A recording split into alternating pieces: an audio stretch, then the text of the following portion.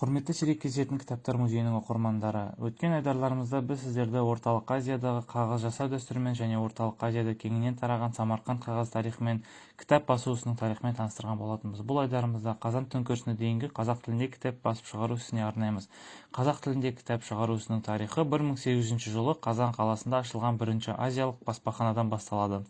1809 жылы Қазан университетінде баспа ашылып, 19 ғасырда Қазан қаласы Орта Азия және Қазақстан халықтарының мәдени-ғылыми мұраларын жинап, зерттейтін, жарыққа шығаратын орталыққа айналды. Сонымен қатар 19 ғасырдың екінші жартысында Орынбор, Уфа, Ташкент, Санкт-Петербург, Троицк, Астрахан қалаларында да қазақша кітаптар шығаратын баспалар құрылды.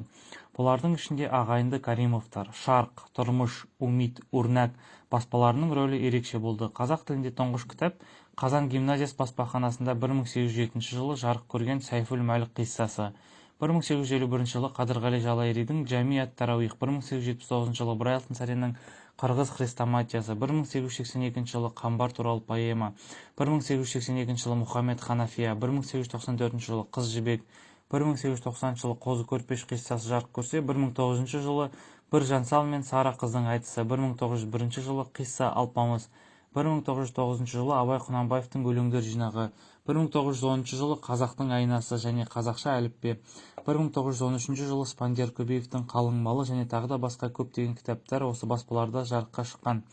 1917 жылға дейін қазақ тілінде 700-ге жуық кітап басылды. Кітаптар араб графикасы негізінде қазақ әліпбиінде басылып отырды. РМК ғылым ордасы сирек кездесетін кітаптар музейінің отандық алғашқы баспа өнімдері атты 3-ші экспозициялық бөлімі қазақтың алғашқы баспа кітаптарынан жасақталып, халық мұрасының маңызды мирасын сақтап насихаттауға арналады.